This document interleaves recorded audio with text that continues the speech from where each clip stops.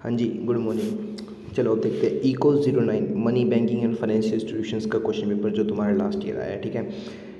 इसमें देखो, पहली रिक्वेस्ट आपसे ये है कि आप कॉपी पेन अपने पास रखना, जो मैं बोल देता हूँ ना उसको लिखते जाना, ठीक है। हल्के हल्के पॉइंट, मतलब 5 क्वेश्चन है ना, 5-5 पॉइंट सबके लिख लो एक बार, ताकि पेपर के टाइम पे रिवाइज करने में आसानी रहे आपको, ठीक है। अभी देखते हैं पहला क्वेश्चन। देखो इसमें पहला पॉइंट क्या है, मतलब attempt any 5 questions, all questions carry equal marks. 50 number का क्वेश्चन पेपर है आपका, और 10 नंबर के आपको 5 क्वेश्चन करने हैं, ठीक है। पहला क्वेश्चन क्या है, state the functions of money and its significance in a modern capitalist economy, ठीक है। अब पहला पॉइंट क्या है, हम ये देखते हैं कि हमें सर ये अटैम्प्ट कैसे करना है। ये पहला दिक्कत ही है, हमें अटैम्प्ट कैसे करना है। अटैम्प्ट कैसे करना है, इसमें देखो पहले नंबर पे आपको क्या लिखना है, मनी। मनी क्या होता है, मनी की मीनिंग क्या है, मतलब पेइंग फॉर समथिंग और बाइंग फॉर समथिंग, ये लिख देना उसमें, ठीक है। पहला पॉइंट लिख दिया। दूसरे पॉइंट पे क्या लिखना है हमें, फंक्शंस ऑफ मनी, ठीक है। तीसरे नंबर पे क्या लिखना है हमें, significance in a modern capitalist economy, ठीक है। ये 3 बातें आपको लिखनी है, ठीक है, वो ताकि यार अच्छा लगे, चेकर को भी अच्छा लगे यार, ठीक है। तो functions of money, functions money के 4 फंक्शन हैं। देखो पहला फंक्शन क्या है, money is a medium of exchange. Money क्या है, money is a medium of exchange. Second function क्या है, money can be use as a store value. उसको हम स्टोर करके रख सकते हैं, सब अपने जेब में पैसे रखते हैं, सबके पास स्टोर है ना, वैल्यू स्टोर करके रख सकते हो, ठीक है। तीसरा पॉइंट क्या है, मनी को as a deferred payment use किया जा सकता है, मतलब मनी को फ्यूचर पेमेंट के लिए यूज़ किया जा सकता है ना। हमें ये पता है फ्यूचर में हमें कितनी पेमेंट किसको क्या करनी है, ठीक है। जैसे किसी से उधार ले रखा है, उसको फ्यूचर में कितना पेमेंट करना है विद इंटरेस्ट, उसको मेजर किया जा सकता है ना। Money can be use as a deferred payment, ठीक है। मनी की is a unit of account, मतलब मनी फंजीबल है और काउंटेबल है, ठीक है। ये सर हो गया, ये 4 पॉइंट आप लिख दोगे, हमें पता है ना सर, लिख दोगे ना सर 4 पॉइंट। हाँ जी सर, लिख देंगे। ये 4 पॉइंट आसान तो है। Money is a medium of exchange, money can be use as store value, तीसरा money can be use as deferred payment, अगला point unit value of account, unit of account. ये 4 पॉइंट लिख देना, ठीक है। उसके बाद क्या लिखना है हमें, तीसरी हेडिंग डाल के, पहली हेडिंग हमारी मीनिंग हो गया, दूसरा हेडिंग हमारी होगी फंक्शंस, तीसरी हेडिंग हमारी क्या है, significance in a modern capitalist economy. पहले तो ये बताओ इकोनॉमी कितने कितने प्रकार की होती है। सर 3 प्रकार की होती है। कौन कौन सी होती है, सोशलिस्ट इकोनॉमी, हाँ जी, कैपिटलिस्ट इकोनॉमी, हाँ जी। तीसरी क्या होती है, तीसरी सर मिक्स्ड इकोनॉमी, ओ वाह, ठीक है। तो कैपिटलिस्ट इकोनॉमी क्या होता है सर, कैपिटलिस्ट इकोनॉमी में ना कोई भी गवर्नमेंट का रोल नहीं होता, सारे प्राइवेट होते हैं, और उसमें जो भी इन्वेस्टमेंट होती है वो भी प्राइवेट की होती है, उसमें प्रॉफिट प्राइवेट का होता है, जो डिसीजन होते हैं प्राइवेट के होते हैं, कितना कितना कॉस्ट लगानी है वो प्राइवेट का होता है, और कौन से एम्प्लॉय को कितनी सैलरी देनी है सर वो भी प्राइवेट डिसाइड करता है, और कितने प्रॉफिट पे ये प्राइवेट डिसाइड करेगा, किस कस्टमर को हमें सेल करना है ये भी प्राइवेट डिसाइड करेगा। हाँ जी, बिल्कुल सही बात है। तो इसमें सिग्निफिकेंस, मनी की क्या सिग्निफिकेंस है, हमें वो देखना है। देखो सर पहला पॉइंट क्या है, चलो हम लिख के देखते हैं इस चीज़ को पहले। देखो 1 मिनट सर, 1 मिनट। अबे ये ठीक है। देखो मनी क्या है सर, पहले नंबर पे हमने देखा है मनी इज़म, वो हाँ फंक्शंस तो हो गया पहले। देख इसमें सिग्निफिकेंस देखो, पहले नंबर पे क्या है, प्राइस मैकेनिज्म। क्या है, प्राइस मैकेनिज्म, लिख लेना है जो भी है। मतलब सर कितना प्राइस हमें चार्ज करना है ना। उसको तुम किस फॉर्म में वो मेज़र करते हो, मनी की फॉर्म में मेज़र करते हो ना। हाँ जी सर, मनी की फॉर्म में मेज़र करते हैं। तो पहला पॉइंट क्या हो गया, फंक्शनिंग ऑफ प्राइस मैकेनिज्म। इसको ना और अच्छे से समझना ना। देखो ये देखो 1 मिनट सर, ये देखो आप इसको समझ लो, फिर सिग्निफिकेंस आ जाए, चाहे प्राइवेट का आ जाए सिग्निफिकेंस, है गवर्नमेंट का आ जाए, उसके सिग्निफिकेंस आराम से लिख दोगे। देखो circulation of flow of income, देखो production of goods and services, है ना। नहीं हाँ, फैक्टर्स ऑफ, देख factors as a factor income distribution of income through consumption investment. देखो हमने पहले प्रोडक्शन किया गुड्स एंड सर्विसेज का, है ना। इनपुट कहाँ से लिया हमने, इनपुट कहाँ से लिए सर, हमने पब्लिक से इनपुट लिया, उसको ही प्रोड्यूस किया, उन्हीं के थ्रू प्रोडक्ट करवाया, प्रोड्यूस कराया हमने, है ना। देखो इनपुट लिया, जैसे कि हम पब्लिक हैं, जनरल पब्लिक, हमसे ही इनपुट लेंगे वो, है ना। उसको ही आउटपुट में कन्वर्ट कराएंगे। वो किसके थ्रू कराएंगे, वो हमारे थ्रू ही कराएंगे, हमें ही सैलरी पे करेंगे, हमको ही सेल करेंगे। जैसे कि अम्बानी खुद तो प्रोडक्शन करता नहीं, खुद तो सेल करते नहीं। अम्बानी जो भी है, रिलायंस इंडस्ट्रीज, सॉरी, ठीक है, खुद प्रोडक्शन करेगी नहीं, खुद प्रोडक्शन और खुद सेल नहीं करना उसको, किसके थ्रू सेल कराना है उसको, हमारे थ्रू सेल कराना है उसको, हमसे ही सेल करना है उसको, ठीक है।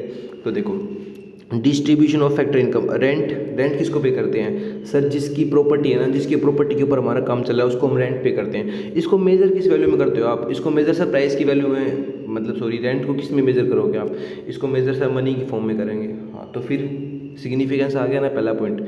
मतलब देखो इसको determine the share of remuneration, देखो वेजेस कितनी पे करनी है ये भी पता चल गया, इंटरेस्ट कितना पे करना है ये भी पता चल गया, प्रॉफिट कितना वो भी पता चल गया। मतलब रेंट, वेजेस, इंटरेस्ट, प्रॉफिट, इसको चारों को डिस्ट्रीब्यूशन ऑफ फैक्टर इनकम, चारों हर चारों पॉइंट को है ना हम मेज़र कर सकते हैं मनी की फॉर्म में। किस फॉर्म में मेज़र कर सकते हैं, इसको मनी की फॉर्म में मेज़र कर सकते हैं, है ना। हाँ जी सर। और देखो इसमें क्या है सिग्निफिकेंस, अब मैं आपको 5 पॉइंट बोलता हूँ, 5 पॉइंट लिखो सर, आप 5 पॉइंट लिखो एक बार, क्योंकि 5 नंबर का ना यही है। 5 पॉइंट लिखो सर एक बार। इसमें क्या लिखना है, पहले पॉइंट में लिखो फंक्शनिंग ऑफ प्राइस मैकेनिज्म, लिख लिया। मतलब डिमांड सप्लाई के थ्रू ना प्राइस पता चल जाएगा किस प्राइस पे हमें सेल करने हैं गुड्स एंड सर्विसेज वगैरह, तो उस प्राइस को हम सेल करेंगे, उसके बदले में क्या लेंगे, मनी लेंगे ना, तो मनी का रोल आ गया, बिल्कुल आ गया सर। दूसरा पॉइंट क्या है, कितने प्रॉफिट पे हमें उसको सेल करना है, मतलब कॉस्ट जो हमने लगाई उसके ऊपर कितना प्रॉफिट हमें रखना है। प्रॉफिट को किस फॉर्म में मेजर करोगे सर, प्रॉफिट को मेजर करेंगे मनी के फॉर्म में, बिल्कुल सही है। दूसरा पॉइंट लिखो कैपिटलिस्ट इकोनॉमी में, कैपिटलिस्ट इकोनॉमी के बारे में लिख दो। तीसरा पॉइंट लिखो बार्टर सिस्टम से अलग किया हमें, मतलब हिंदी में लिख लो, इंग्लिश में लिख लो, इंग्लिश में लिखना तो लिख लो, बार्टर सिस्टम से अलग किया, इसको क्या लिखोगे, spared him the botheration of barter system, क्या लिखोगे, तीसरा पॉइंट लिखो spared him the botheration of barter system. मतलब बार्टर सिस्टम से मतलब पहले क्या था कि हमें अगर किसी को बुक देनी ना तो उसके एक्सचेंज में हम जैसे कि उससे गेहूँ ले लेते थे पहले के, मतलब ये एंशिएंट टाइम में होता था। पहले क्या था, मतलब गुड्स के बदले में गुड्स एक्सचेंज होते थे। अब क्या है, अब गुड्स के बदले में मनी एक्सचेंज होती है, मनी ही मेजर करती है उस चीज़ को, है ना। हमें कुछ भी सेल करना, कुछ भी बाय करना, उसके लिए क्या होगी, मनी आएगी, बिल्कुल सही है सर। 3 पॉइंट हो गए। चौथा पॉइंट लिखो, 4 पॉइंट लिखो फ्यूचर प्रोडक्शन के लिए, फ्यूचर प्रोडक्शन के लिए हमें कितनी कॉस्ट लगानी है ना। फ्यूचर प्रोडक्शन में कितनी कॉस्ट लगाएंगे, जैसे कि रिलायंस ने डिसाइड किया हमें फ्यूचर में ना 10,000 कोई भी, जैसे कि जो भी उन्होंने प्रोडक्शन करते हैं, जैसे 10,000 यूनिट्स प्रोड्यूस करनी है उसको, ठीक है, तो 10,000 यूनिट प्रोड्यूस करनी है, कितनी कॉस्ट लगाएंगे उसको मेजर कर सकते हैं मनी की फॉर्म में। हाँ जी सर, कर सकते हैं कि 10,000 यूनिट लगाएंगे और 10,000 करोड़ रुपये हमारे खर्च होंगे इसमें, तो उसको किस फॉर्म में मेजर किया, मनी की फॉर्म में मेजर किया सर। तो कितनी कॉस्ट फ्यूचर में लगाएंगे और उसके ऊपर कितना प्रॉफिट रखेंगे हम, इसको हम मनी की फॉर्म में मेजर कर सकते हैं।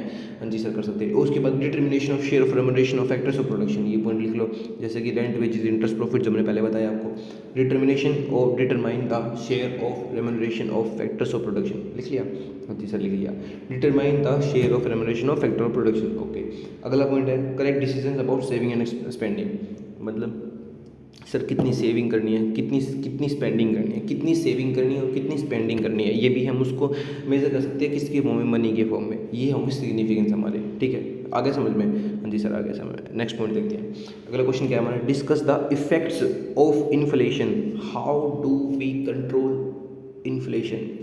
देखो फर्स्ट पॉइंट है ना अपना मेन वही है। देखो पहले पॉइंट क्या लिखोगे, इन्फ्लेशन क्या होता है अपना, इन्फ्लेशन लिख देना, उसको एक्सप्लेन कर देना इन्फ्लेशन को। देखो इन्फ्लेशन एक्सप्लेन किया उसने, उसके बाद क्या लिखना है हमें, इफेक्ट्स, इन्फ्लेशन के इफेक्ट्स क्या है हमें वो लिखना है उसके बाद, ठीक है।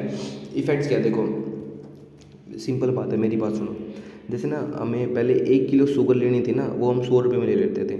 इन्फ्लेशन का मतलब बता रहा हूँ आपको मैं, जो 1 किलो शुगर लेते थे ना उसको हम 100 रुपये में ले लेते थे। अब उस 100 रुपये की वैल्यू गिर गई, नहीं समझा, हमें 1 किलो ही शुगर मिलेगी पर अब वो 100 रुपये में नहीं मिलेगी, पर वो शुगर हमें 110 रुपये में मिलेगी। ये होता है इन्फ्लेशन, आए समझ में। एग्जाम्पल है, देखो दोबारा बताता हूँ। देखो अभी जैसे कि हमें स्विफ्ट कार लेनी थी ना, वो 5.5 लाख रुपए की आती थी, अब वो 7.5 लाख रुपए की आती है। हमारे पास 5.5 लाख रुपए अभी भी रखे हैं, 5.5 लाख रुपए हमारे पास अभी भी रखे हैं, पर वो कार 5.5 लाख रुपए की नहीं रही। उसको परचेज करने के लिए मुझे 2 लाख रुपए और ऐड करने पड़ेंगे 5.5 लाख रुपए के अंदर। ये बोलते, इसे बोलते हैं इन्फ्लेशन, ठीक है। इसके इफेक्ट्स क्या हैं सर, परचेजिंग पावर कम हो जाएगी हमारी, है ना, बिल्कुल हो जाएगी सर, सही बात है। देखो क्योंकि अभी आप 100 रुपये कमा रहे थे ना, तो 60 रुपये आप एक्सपेंडिचर कर रहे थे अपनी नेसेसिटीज़ वगैरह को फुलफिल करने के लिए, खाना वाना ले, मतलब घर के जो खर्चे थे ना उसके लिए आपको 60 रुपये खर्च करने पड़ते थे। अभी कितने करने पड़ रहे हैं सर, हमको 70 रुपये से खर्च करने पड़ रहे हैं। परचेजिंग पावर कम हो जाएगी इंसान की। जहाँ वो पहले पनीर खा रहा था ना, वो मतलब जो मतलब ज़्यादा एक्सपेंडिचर होते थे ना वो कम हो जाएंगे आपके, अपन एक एग्जाम्पल छोड़ देना इसको, ठीक है। लेस सेविंग्स, हाँ जी सर बिल्कुल सही है। सेविंग कम हो, सेविंग कैसे कम होएगी यार? 100 रुपये कमा रहे थे, 60 रुपये खर्च करते, 40 रुपये सेव कर रहे थे, अब 70 रुपये खर्च करने पड़े, 30 रुपये सेव कर रहे हो, नहीं समझे? ये चीज़ तो महंगी होगी ना। 100 रुपये की, जैसे 1 किलो शुगर आपका 10 रुपये का आता था पहले, अब वो अब वो 14 रुपये का आता है, तो वो शुगर में 4 रुपये तो जाते चले गए ना हमारे। अब सेविंग तो हमारी कम हो गई ना सर, सेविंग कम हो जाएगी, बिल्कुल सही बात है sir. Loss of goods and services, loss of goods and services, हाँ जी सर बिल्कुल सही बात है सर। इंटरेस्ट ज़्यादा हो जाएगा, इन्फ्लेशन होगा ना तो इंटरेस्ट ज़्यादा हो जाएगा, इसका इफेक्ट है, ये भी इफेक्ट है, बिल्कुल सही है सर। पता है इंटरेस्ट क्यों ज़्यादा हो जाता है? ताकि ना लोगों की ना, जैसे कि अगर हम इंटरेस्ट ज़्यादा करते हैं ना, तो हम जो बोरोइंग्स लेने जाएंगे ना मार्केट में, मतलब हम बैंक के पास जाएंगे, सर हमें पैसे चाहिए हमें, क्योंकि वो पैसे इसलिए दे रहे क्योंकि हम डिमांड कर रहे हैं किसी चीज़ की। अभी लोग खाना तो छोड़ेंगे नहीं, 100 रुपये कमा रहे हो, 110 कमा रहे हो, 150 कमा रहे हो, 500 कमा रहे हो, 5,000 कमा रहे हो, खाना तो छोड़ेंगे नहीं, खाना उनको फिर भी है, तो वो डिमांड करेंगे ना जाके, तो डिमांड करेंगे ना तो फिर इन्फ्लेशन और ज़्यादा होएगा, और ज़्यादा प्राइस महंगाई कर देंगे वो, तो इससे इंटरेस्ट ज़्यादा कर देते हैं वो, ठीक है। इसका आगे है एक कंसेप्ट, उसमें समझाऊंगा अच्छे से इसका। इंटरेस्ट बढ़ा देंगे, पब्लिक स्पेंडिंग ज़्यादा कर देंगे, ठीक है, पॉपुलेशन की ग्रोथ कर देंगे, ठीक है, इससे मतलब इसके इफेक्ट्स हैं। और एक्सपोर्ट ज़्यादा हो जाएगा। होर्डिंग्स, होर्डिंग्स क्या होता है? होर्डिंग्स का मतलब समझा दो, देखिए होर्डिंग्स क्या होता है? होर्डिंग्स ये इसका इफेक्ट है। होर्डिंग्स में भी क्या है, जैसे कि collect and storage large quantity of something, जैसे कि ना हमने 10,000, जैसे कि कैसे बताऊँ मैं आपको, कोई भी चीज़ है, जैसे गेहूँ है, उस गेहूँ को ना अभी हम मार्केट में अभी ज़रूरत है ना, वो 1,000 रुपये की आ रही है ना, अगर उसको हम सेल कर देंगे तो 1,000 रुपये सेल हो जाएगी, है ना। तो जैसे कि होर्डिंग्स का मतलब किसी चीज़ को स्टोर कर रहे हो, उस टाइम उसको सेल मत करो, बाद में उसकी डिमांड जब आएगी ना उसका प्राइस बढ़ जाएगा, है ना। उसको हम स्टोर करके रख रहे हैं, मतलब क्या है, स्टोर करके रखना। Collect and store large quantity of something, सही बात है सर। वेलोसिटी ऑफ सर्कुलेशन बढ़ जाएगा, वेलोसिटी ऑफ सर्कुलेशन बढ़ जाएगा। इफेक्ट्स पढ़ लिए हमने सर, बिल्कुल पढ़ लिए। क्या क्या लिखोगे इफेक्ट्स में सर? यही है, 4-5 पॉइंट लिखना चाहिए। परचेजिंग पावर कम हो जाएगी सर, हाँ जी। लेस सेविंग, हाँ जी। Loss of goods and services, हाँ जी। इंटरेस्ट बढ़ जाएगा, हाँ जी। पब्लिक स्पेंडिंग ज़्यादा हो जाएगी, हाँ जी। पॉपुलेशन ऑफ ग्रोथ, हाँ जी। एक्सपोर्ट, हाँ जी। होर्डिंग्स, हाँ जी। और वेलोसिटी ऑफ सर्कुलेशन ज़्यादा हो जाएगा, सही है। दोबारा बोलना है, एक बार और याद कर लो सर। परचेजिंग पावर बहुत, ओए मैंने शायद गलत बोल दिया, परचेजिंग पावर कम हो जाएगी, इंसान की परचेजिंग पावर कम हो जाएगी, हाँ जी। लेस सेविंग, परचेजिंग पावर कम हो जाएगी। Loss of goods and services, interest ज़्यादा हो जाएगा। पब्लिक स्पेंडिंग ज़्यादा हो जाएगी। Population growth, exports, hoardings, velocity of circulation. एक बार और लास्ट, परचेजिंग पावर इंसान की कम हो जाएगी, less savings, loss of goods and services, interest बढ़ जाएगा, पब्लिक स्पेंडिंग ज़्यादा हो जाएगी, population of growth, exports, hoardings, velocity of circulation, बिल्कुल सही है सर। उसके बाद क्या है, how do we control inflation? देखो मैं यहाँ इसको मैं लिख के समझाता हूँ आपको। देखो इसको अभी देखो, इसको ये हटा देते हैं एक बार। देखो इन्फ्लेशन को ना कैसे कंट्रोल करना, ये है इसमें, ठीक है। मतलब यार गवर्नमेंट के पास क्या हथियार है? गवर्नमेंट के पास सिर्फ 2 हथियार हैं, मेन 2 हथियार उनके पास, कि उसको जो फिस्कल पॉलिसी जिसको बोलते हैं, कि कितना टैक्स चार्ज करना है, कितनी स्पेंडिंग हमें करनी है ना यार। इन्फ्लेशन टाइम पे बताऊँ क्या करेंगे वो? इन्फ्लेशन टाइम पे करेंगे, जो टैक्स है ना उसको बढ़ा देंगे, उसके रेट को बढ़ा देंगे, चाहे वो डायरेक्ट टैक्स हो, चाहे वो इनडायरेक्ट टैक्स हो, वो गुड्स एंड सर्विसेज का टैक्स हो, या फिर वो इनकम टैक्स हो, उसको बढ़ा देंगे, ताकि लोगों के पास, इन लोगों के पास पैसे कम हो जाए, वो डिमांड कम करें मार्केट में जाकर। डिमांड मतलब अरे है, बात तो इन्फ्लेशन की है, डिमांड ज़्यादा हो रही है, सप्लाई कम हो रही है, बात तो अल्टीमेट यही है ना। तो डिमांड को कम करना तो टैक्स बढ़ा देंगे सर। एक्सपेंडिचर जो है ना, जो गवर्नमेंट करेगी वो कम कर देगी सर, बिल्कुल सही है सर। और सर जो बजट जो लेके आती है ना गवर्नमेंट, जो बजट लेके आती है वो डेफिसिट बजट लेके आएगी। कौन सा लेके आएगी सर? वो डेफिसिट बजट लेके आएगी, डेफिसिट बजट लेके आएगी। इसका स्क्रीनशॉट लेना, स्क्रीनशॉट ले लो, इसको हटा रहा हूँ मैं। गवर्नमेंट क्या लेके आएगी? डेफिसिट बजट लेके आएगी। 3 पॉइंट तो हो गए सर, हाँ जी हो गए सर। और एक पॉइंट और, बोरोइंग्स। जो बोरोइंग्स है ना, हाँ जी सर, जो बोरोइंग्स है उसमें क्या है, वो देगी स्कीम्स देगी, क्योंकि उनको ना हमारे पैसे चाहिए, क्योंकि हमारी डिमांड, वो अल्टीमेट क्या चाहते हैं कि हम डिमांड कम कर दें, हमारे पास पैसा है ना, हम डिमांड कम कर देंगे। वो स्कीम लेके आएगी, इंटरेस्ट रेट को कम कर देगी वो, कि बोलेगी तुम अपना पैसा, मतलब तुम हमसे ना बोलो, जैसे कि बोरेंस ले लो हमसे, ठीक है, अपना पैसा दे दो हमको, सही बात है ना, अपना पैसा हमें दो, हम आपको इंटरेस्ट ज़्यादा पे करेंगे बाद में, इंटरेस्ट वो कर देगी, ठीक है सर, बिल्कुल सही है सर। हो गया।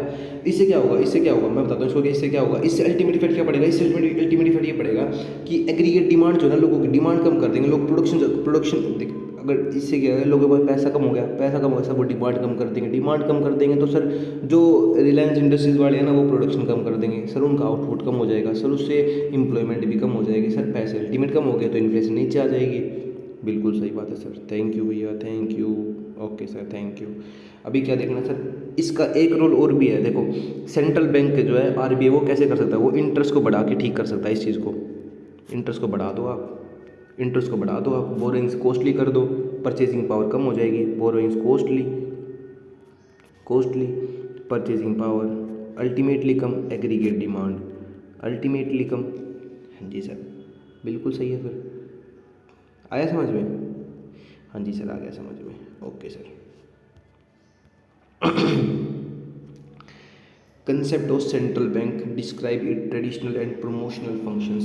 सेंट्रल बैंक, देखो ये भी आपको नहीं आता ना फिर तो बहुत गलत बात है, 12th में आपने पढ़ा हुआ है, ठीक है। सेंट्रल बैंक क्या है, डिफाइन नेशनल बैंक है जो प्रोवाइड क्या करता है, डिफाइन, इसको डिफाइन करते हैं पहले, ठीक है। मतलब क्या है सर, सेंट्रल बैंक ना नेशनल बैंक है जो सर्विस प्रोवाइड करता है, किसको करता है सर, वो हमें करता है, बिल्कुल नहीं करता, हमें नहीं करता वो, हमें वो किसको करता है, सर्विस प्रोवाइड करता है, वो सर्विस प्रोवाइड करता है कमर्शियल बैंक को और सेंट्रल गवर्नमेंट को। हाँ जी सर, ठीक है सर। और ये हमें सर एज वेल एज ये इम्प्लीमेंटेशन, मॉनेटरी पॉलिसी को इम्प्लीमेंट करने में भी हेल्प करता है। मॉनेटरी पॉलिसी क्या होता है, मॉनेटरी पॉलिसी सब बता देते हैं, मॉनेटरी पॉलिसी भी क्या होता है। Monetary policy means the policy which is adopted by government for directly control money supply, indirectly control money demand. क्या बोल रहे हैं सर, मुझे समझ ही नहीं आया। बस मनी सप्लाई डायरेक्टली कंट्रोल करना, और मतलब ये इंटरेस्ट रेट कितना करना है, इंटरेस्ट रेट किस सिचुएशन में इंटरेस्ट रेट बढ़ाना है, किस सिचुएशन में इंटरेस्ट रेट घटाना है, प्राइस में स्टेबिलिटी रखनी है, फॉरेन एक्सचेंज फ्लक्चुएशन कम करना है, एम्प्लॉयमेंट ज़्यादा रखना है, फुल एम्प्लॉयमेंट रखना है, ये इन बातों के ऊपर डिसाइड करना ना, ये मॉनेटरी पॉलिसी का यही पार्ट है सर। ओके, फंक्शंस क्या है, फंक्शंस क्या है सर, फंक्शंस क्या है, किसके फंक्शन, सेंट्रल बैंक के फंक्शन। पहला पॉइंट तो हमने लिख दिया सर, उसकी इसको एक्सप्लेन करते हैं, पहले पॉइंट पे तुमने हाँ जी सर कर दिया। दूसरा पॉइंट पे क्या है, करेंसी रेगुलेशन, करेंसी रेगुलेशन। दूसरा पॉइंट बैंकर्स टू, एक तो कमर्शियल बैंक, एक सेंट्रल गवर्नमेंट, ये तो पता होगा ना, bankers to bank, bankers to government. हाँ जी सर। तीसरा पॉइंट, तीसरा चौथा तो हो गया, ये दूसरा तीसरा चौथा, ठीक है। कस्टडियन ऑफ कैश रिजर्व, अरे वो पता होगा ना, CRR SLR है ना, वही है, रिजर्व भी अपने पास रखता है ना, बिल्कुल सर। उसके बाद अगला पॉइंट लिख लो, कस्टडियन कैश रिजर्व हो गया, हाँ जी। इंटरनेशनल करेंसी का कस्टडियन, इंटरनेशनल करेंसी रिजर्व वगैरह जो उसको भी अपने पास रखते हैं, है ना। लेंडर ऑफ लास्ट रिसोर्ट, अगर कमर्शियल बैंक को रिक्वायरमेंट है फंड की तो कौन देगा, माई बाप कौन है उसका, जैसे हम अपने फादर से पैसे मांगते हैं तो कमर्शियल बैंक का माई बाप कौन है, उसका माई बाप सेंट्रल गवर्नमेंट, सेंट्रल बैंक से पैसे मांगेगा, हाँ जी सर वही है।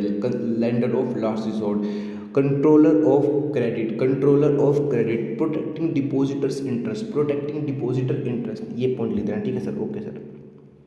अभी हम देखो इसके, हाँ हमें दो फंक्शन लेने हैं इसके, एक तो नॉर्मल फंक्शन, ट्रेडिशनल फंक्शंस हो गए, एक है प्रमोशनल फंक्शंस, एक है प्रमोशनल फंक्शन। उसमें क्या लिखना है, पहला पॉइंट है रेगुलेटिंग क्रेडिट, हाँ जी सर। सेकंड पॉइंट क्या है, वही मॉनेटरी पॉलिसी, क्रेडिट पॉलिसी जो है ना उसको डिटरमाइन करना, डिटरमाइन मॉनेटरी पॉलिसी, एम पे लिख दो ना, monetary policy and credit policy. Okay sir. Third point क्या है, थर्ड पॉइंट है मोबिलाइजिंग सेविंग्स के ऊपर लिख दो। फोर्थ पॉइंट है सर कंट्रोल ओवर कमर्शियल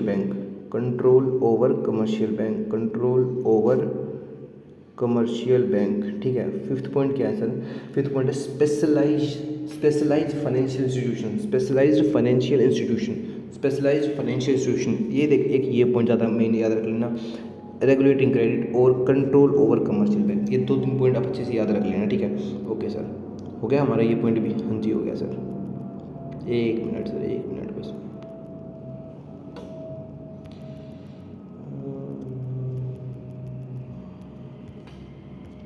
अगला पॉइंट क्या है हमारा, state the types of non banking financial intermediaries and the difference between banking and non banking financial intermediaries. हम पहले ना डिफरेंस देख लेते हैं, डिफरेंस क्या है सर, डिफरेंस बता दो हमको क्या है। ओके भैया डिफरेंस बता देते हैं आपको क्या है। डिफरेंस ये है, देखो किसके बीच में करना है, NBFI के बीच में, यही है ना NBFI और बैंकिंग के बीच में। देखो जो NBFI है ना, इसको रेगुलेट, जो बैंकिंग है, बैंकिंग को रेगुलेट कौन, बैंकिंग को कोई लाइसेंस मिलता है ना बैंक खोलने का, किससे मिलता है, RBI से मिलता है, पर NBI को कोई लाइसेंस नहीं मिलता, ठीक है।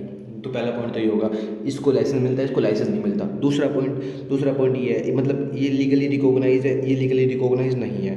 ये डिपॉजिट लेती है, एडवांस देती है, कौन, बैंकिंग सर। इसके पास ऐसा कोई रोल नहीं है, इसके पास ऐसा कोई मतलब इसको मतलब क्या है, RBI ने इसको कोई रिस्पॉन्सिबिलिटी ऐसी दे ही नहीं रखी, इसके पास राइट ही नहीं है ऐसा, ठीक है। हाँ जी सर, ओके। और तीसरा पॉइंट क्या है, 100% इन्वेस्टमेंट फॉरेन की हो सकती है, किसमें, नॉन बैंकिंग फाइनेंशियल इंस्टीट्यूशन में, पर बैंकिंग में नहीं हो सकती। बैंकिंग में रेस्ट्रिक्शन लगा रखी, किसने लगा रखी, सेंट्रल बैंक ने, RBI ने रेस्ट्रिक्शन लगा रखी कि तुम 100% फॉरेन इन्वेस्टमेंट नहीं कर सकते।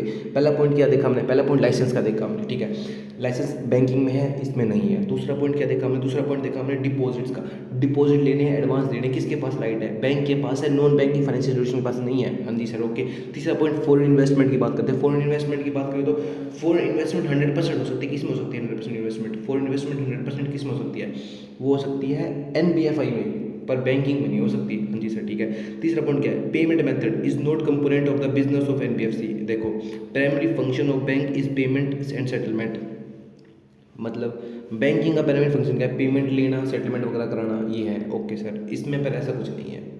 Okay sir, thank you. और NBFC के टाइप्स वगैरह, टाइप्स क्या है इसके, देखो लिख लो, assets finance company, loan company, core investment company, micro finance company, housing finance company. ये 4-5 वर्ड लिख लेना। क्या है, दोबारा बोलो सर एक बार, लिख लो उसको, लिख लो भाई उसको, लिख लो, कुछ नहीं होगा ऐसे, याद नहीं होंगे ऐसे, लिख लो उसको। क्या है, assets finance company, loan company, assets finance company, loan company, core investment company, micro finance company, housing finance company. ये 4-5 पॉइंट लिख देना, ठीक है।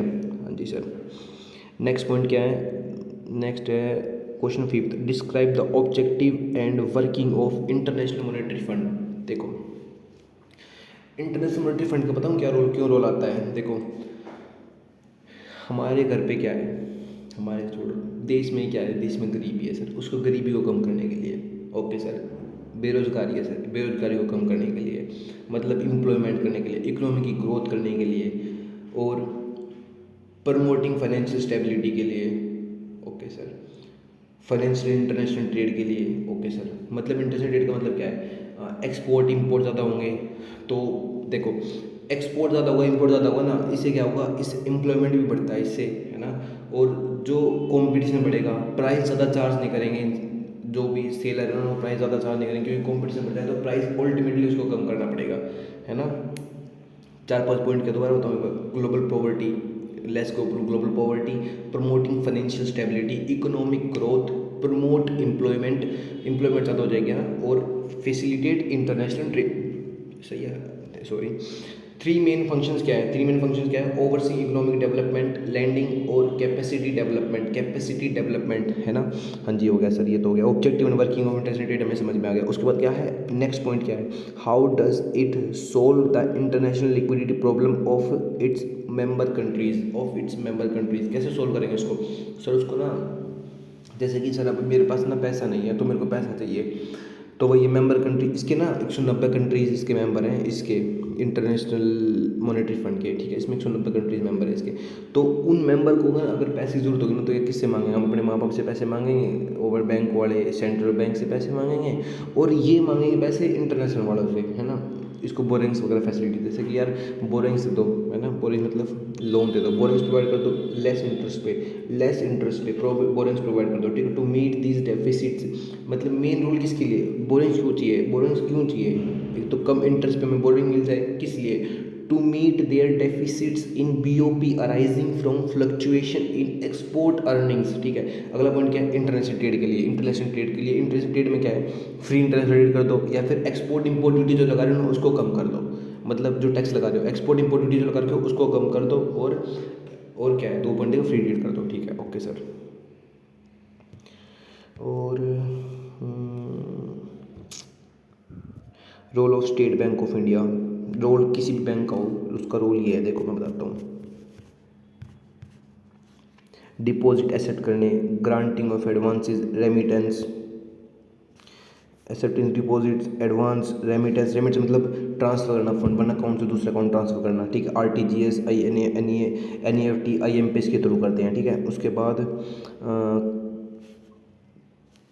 उसके बाद क्लियरिंग कराने, कलेक्शंस करने, और debit card, credit card issue करना, और ECS क्रेडिट, ECS डेबिट क्या होता है, एक अकाउंट से दूसरे अकाउंट, मतलब जैसे रिलायंस इंडस्ट्रीज को ना अपने 1000 एम्प्लॉयज़ को सैलरी पे करनी है तो रिलायंस इंडस्ट्रीज डेबिट करना, और 1000 एम्प्लॉयज़ को क्रेडिट करना, ECS क्रेडिट, ECS डेबिट करने का ये मतलब है। और गारंटी देनी, लेटर ऑफ क्रेडिट करना, ओके सर।